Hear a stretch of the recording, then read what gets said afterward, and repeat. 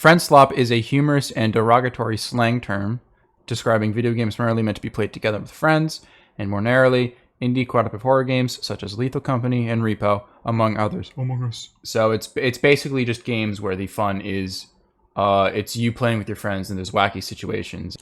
The McRib is indeed back, guys. Breaking news. Put your goddamn stick away. Why do you still have the bootleg? And the games are supposedly lazy, and they don't mean shit. So here's how Peak beats all of that. Pull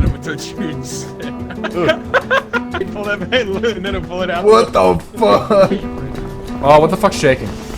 Oh shit! Front to your head. Okay. Aim a little higher. Drop it. Nope. Island. Oh no. This bit's already been done. Fuck.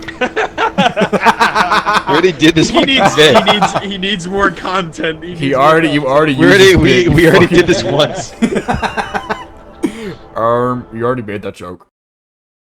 Released on June 16th of 2025, made in collaboration with Aggro Crab and Landfall, people who made games like Another Crab's Treasure, Totally Accurate Battlegrounds, Totally Accurate Battle Simulator, Content Warning. They created a new game challenging the players to climb a fucking mountain.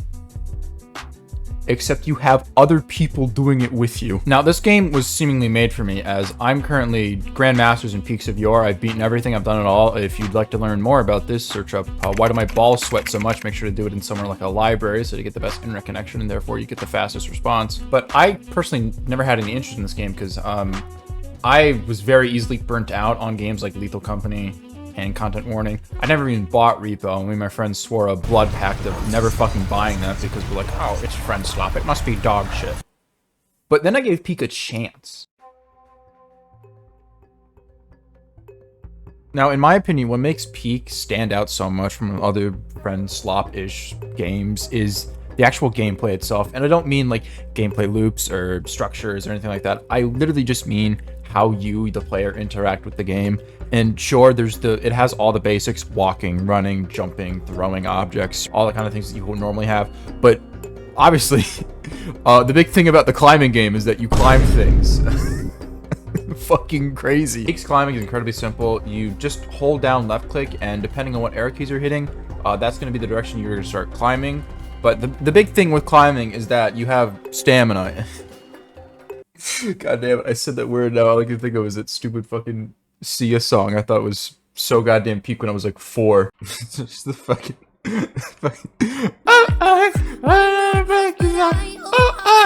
I got stamina. Fuck. Your maximum stamina is going to dictate just how far you can climb and what kind of areas you're going to be able to reach with your current stamina. I mean, sure, there are items that can forego this entire thing, but I mean, like, you never cheat, would you? You wouldn't. I mean, you're not a cheater, right? You would never do that, would you? I was gonna. Oh my god! Now, if you've been paying attention to the gameplay on screen so far, you would notice the fact that I don't have a health bar. And if you didn't notice, lock in. Look at the screen. Look at the screen. Lock in. Look. That's intentional, as all you have is the stamina bar, but it's also your health bar. It's fucking weird. It's I don't know how to explain it. It's both. It's both. Yes. How it works is that over time, you'll get certain debuffs onto your stamina bar, whether it be hunger, carrying capacity, burn, cold, falling on your fucking ass, breaking your leg, that kind of stuff. And there'll be like some sort of like, just like they'll take away some of your stamina bar. Vital signs critical. But you can still function perfectly fine. You don't really have a health bar. However, if you run out of your stamina bars and as it's fully overtaken by injury or anything like that, then you pass the fuck out. You green out, cuz. Can I fucking say that? I'm white as shit. Peak actually incentivizes you to play with your friends and climb together, even if that probably is like one of the most miserable fucking things you could ever experience in your entire life. The first major benefit is carrying capacity. By default, you only carry 3 items. You have another 3 people. You can hold 12 items. You include backpacks. That's 16 whole items and just backpacks you can carry. And with a lot of different environments and different hazards you might find in, of course, the randomly generated mountains, you're going to need as much shit as you can fucking carry. God forbid you need something, or the fucking backpack glitches and falls off the fucking mountain for something you literally could not prevent. Why the fuck is collision like this? Oh.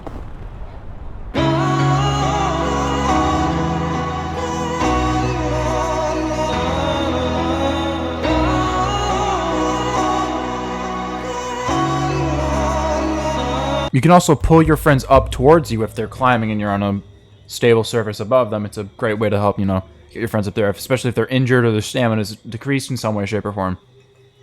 You know, if you can reach them. So. I trust Sam the most. Get ready, get ready, get ready, get ready. Please, please, No!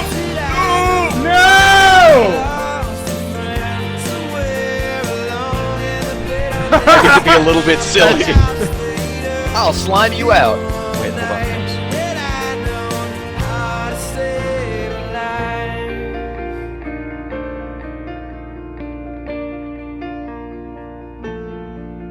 Of course, there is also proximity chat because like any funny friendslop game, you need to be able to play annoying as shit music in your microphones.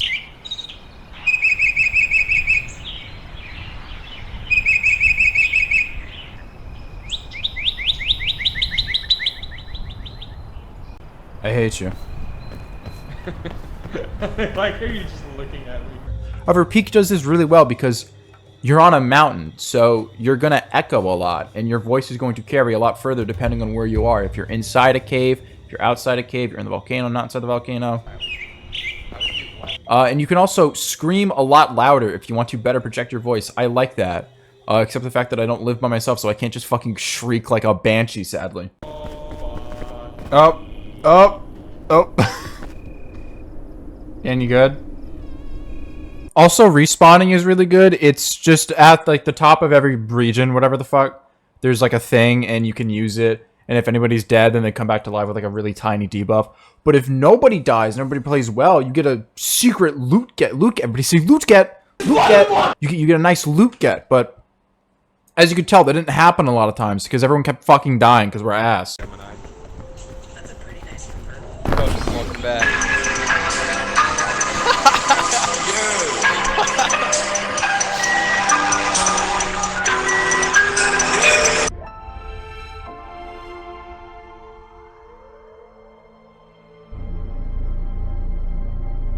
Okay, I know I like literally just started this section off with me like, oh, the challenge, it's just not too much. I fucking hate Alpine. I fucking hate it with all, like, every fiber of my being. I fucking hate Alpine. That shit is so unfair. That shit is such a fucking spike in difficulty. It's a kick in the fucking... It's literally harder than the kiln, dog. It's harder than the kiln, harder than the fucking caldera, harder than doing your fucking taxes, harder than coming out as fucking gay, harder as fucking loving yourself, dude. Final boss of life, like your final challenge. Climb fucking Alpine. It's just such a difficulty spike. It's just such a sudden fucking difficulty spike out of nowhere. It's like there's really only one path 90% of the time, even though there's a whole ass map. I'm gonna get you. I'm gonna get you, motherfucker. I want you. Now, I think the biggest thing that Peak does to separate itself from other games of its sort of genre is the fact that there's pretty much no enemies. I mean, there's one, but like, we'll get to him later. We'll get to his mansion later. But there really isn't any enemies. There are hazards, you know. There's there's certain like poison things, poison ivy, you know, massive fucking plumes of fire, that kind of shit. But there really aren't many like actual things that are constantly chasing you or being genuinely dangerous to you. So it means you can go at your own pace for the most part. I got you. Thank you. I got you. The fog. The fog is coming. We need to go. Start fucking climbing. The fog is coming. The fog is rising. We need to fucking leave. What I'm trying to say is that it makes Peak a lot more just generally engaging and more fun overall because you're allowed to make mistakes. It doesn't mean that every interaction you make with every single thing will just end up as a fucking, I don't know, a fucking BioShock audio log.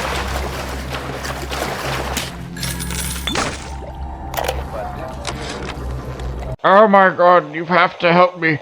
I tried to explore the Chungus factory to get enough globulins to go to the next Smeagol Smurf, but there's an evil, corrupted doodad and it's trying to touch me. Oh no, it's banging on the door now. I think I'm going to fucking No! Oh god, it's it! No, don't touch me! No! Oh!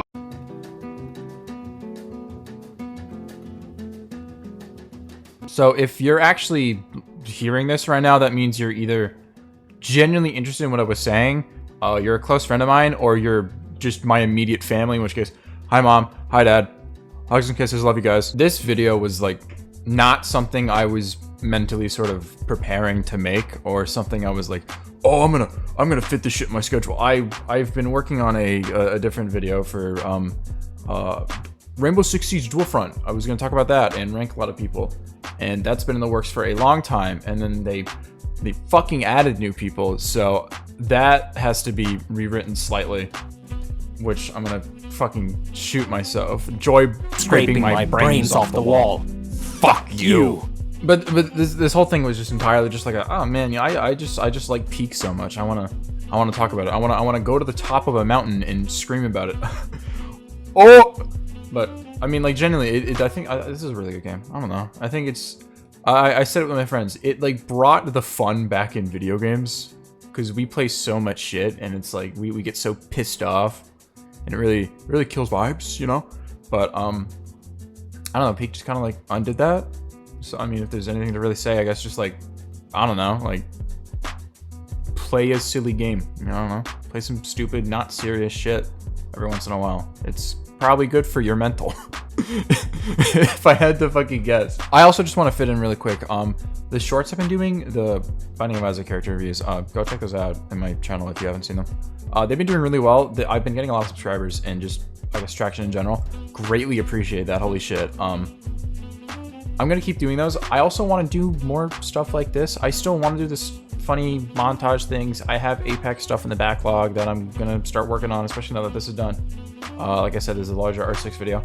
I don't know. I would like to do more of this if this is like something people enjoy, like funny talking about games, unscripted rambling. There might just be more rambling in the future. Probably not highest production quality, but just like for smaller stuff. I don't know.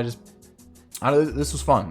You know, it made videos fun for me again, because when I was doing shorts, they stopped being fun for a bit, but this was fun again.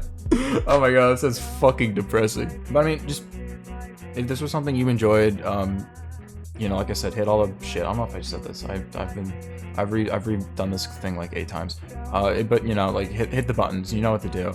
And yeah, I don't know. I mean, thank you for watching. Hugs and kisses.